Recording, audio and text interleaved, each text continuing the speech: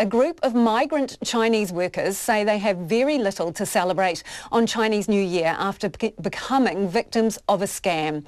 The men were recruited last year for construction jobs with guarantees of work, visas and a place to stay. Since their arrival, some haven't had a day's work, others say they've been made to sign new contracts, and all of them say they've been abandoned by the agent who charged them $45,000 and then disappeared. This in-depth video report by Alex Perrottet and Chen. Gao Lidong came to New Zealand with a dream of earning enough money to properly support his family. He borrowed money and threw in his lot with a few colleagues on what they thought was a solid guarantee from a man named Peter or Wen-Shan Lee. I paid 43,000 New Zealand dollars to come over here. Peter Lee promised me that I would have work and earn money, and my visa would be extended to 3 years.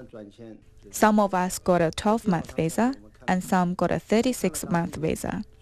We asked him why that was, saying as though we all paid the same amount of money. Peter Lee promised my 1-year visa would be extended once we arrived here. Now, he just left us here with NPL. He's not picking up our call or replying to our messages. NPL is National Personnel Limited. Its website explains it's the brainchild of brothers Kevin and Peter O'Connor. It finds contractors for construction companies.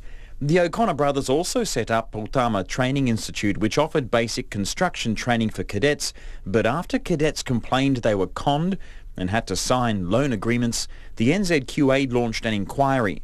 The institute is now no longer in business. The 50 or so Chinese workers say their initial visas were all approved due to sponsorship and the promise of work from NPL. But Mr. Gao says that never eventuated. He feels NPL has been dishonest. It was not actively arranging work for us. After I signed a contract with NPL, I had nothing to do for 4 weeks, not a single day of work. So we just slept all day. It didn't give us any work. It's hard to describe how I felt then. We paid so much money but have no job to do here. Meanwhile, we have our elderly parents and children to support back home. Part of the money I paid to Peter Lee was borrowed. To make matters worse, it's Chinese New Year, when people spend up and clear their debts. But this year, for these men and their families back home, that isn't happening. I'm the breadwinner of the family. My child just got married. The cost of housing in China is expensive. It's not easy for a common man like me to afford an apartment. I was hoping to earn more money and let my family live a better life. But what we've experienced was nothing like that. I feel very bad. I've been to Singapore and South Korea, where things were better. But here in New Zealand, it's just too hard. We've been cheated. Mr. Gao now has a new place of work sourced by NPL. He works about 50 hours a week but is only paid $20 an hour for his specialist trade. He's hoping the new employer can sponsor him for his new visa. Xu Xingtian is staying at the same place as Mr. Gao. There's 9 men cramped on mattresses in the Green Lane house. Fortunately for them, one of the new employers is covering their accommodation fees. Some of them don't have any work at all and are so out of pocket they could never pay. After we arrived here, we signed 2 more contracts with NPL.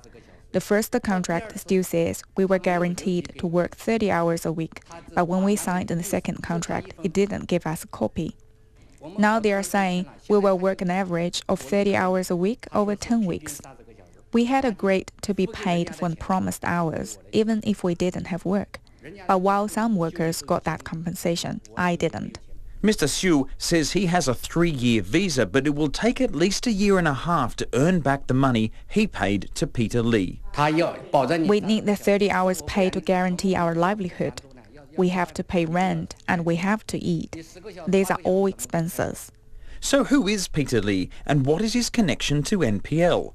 Peter, or Chen Lee, is listed as a co-director of a number of New Zealand registered companies, including NZT Fashions Limited. Another common co-director is Yu Lee, otherwise known as Tanya. After our phone calls went unanswered, RNZ reporter Liu Chen and myself went along to NZT Fashions in the Auckland suburb of Mount Wellington to ask Yu Lee some questions. We just wanted to ask about your companies and Immigration New Zealand and about Chen Lee, about Peter. No, I don't know him. You don't know him? No. Okay. Oh, but it says that you're also involved with him in one of the companies? No, he or Ghana town not here. I don't know any more from him. Oh, so when did he leave New Zealand? I don't know. But you know Peter Lee? I don't know any more from him. 然后对，那现在的话，您和他之间是没有联系的，也没有听到他关于他的任何消息。Do you know where Peter Lee is? You don't know where he is. You're saying you don't know, and you're not related to him. 您跟他没有亲属关系，但是您认识他，对吧？很早以前，我不知道，我也不能回答你的事情，我不知道他有关系。Okay. The last time she got in touch with Peter Lee is already last year, and she can't tell us when was that. And she has absolutely no contact with Peter Lee now, and she doesn't know where Peter Lee is or what he's up to. Peter Lee is also the director of another New Zealand company named New Zealand-China Free Trade Association. The only other director inactive since 2013 is NPL director Kevin O'Connor. When our inquiries at NPL were unanswered, we went to find Kevin O'Connor. He wasn't at the company's head office in Albany. We were told there that he would be at the Takanini office. But when we arrived there, we were told he was at home. The workers there ushered us out of the property and locked the gates. We did receive an email from Kevin O'Connor, but he has not yet agreed to an interview. He says that to the best of his knowledge, the New Zealand-China Free Trade Association has never traded. Kevin O'Connor also says that he relinquished his shares in that company back in October. He says that he's never received any money or dividends as a shareholder or during his 3 days as a director. Now, Immigration New Zealand says it can't comment on the matter, but does say that it's fast-tracking the workers' new visas. RNZ understands a single staffer at MBIE is working on their case. RNZ also understands that Peter Lee is under investigation by Immigration New Zealand, which includes the circumstances of NPL's recruitment of the workers. What INZ could say is that in the 2 years after the 2015-2016 financial year, the number of complaints more than doubled to over 3,500. NPL is one of a number of companies with an approval in principle status with INZ, which allows it to recruit overseas workers without having to prove on every occasion that it's first exhausted all avenues for recruitment in New Zealand. The approval is given every 12 months, and the company must meet a number of requirements. Mei Moncor is an employment law advocate and acts for most of the Chinese workers. She's filed an application with the Employment Relations Authority claiming wages and personal grievance on behalf of the workers. She's just received a statement in reply from NPL's lawyers and says the case is moving towards mediation. Immigration New Zealand needs to set up a higher standard to make sure the employers who want to bring workers to this country, they must have a sufficient work to provide to those workers. And also we have concerns about Mr. Lee's behavior. And those fees could be regarded as illegal premium. According to Section 12A of the Wage Protection Act, the Immigration Minister Iain Lees-Galloway has previously promised the workers will get new visas, but they say they're still waiting. I still want to stay in New Zealand and work. I want to earn back what I've paid for the visa. I will work hard. I hope I can work longer here and earn more money for my family and return to China.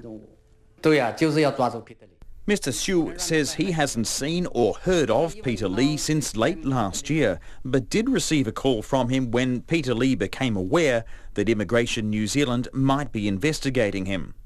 If Peter Lee pocketed $45,000 from each of the workers, that's $2.25 million.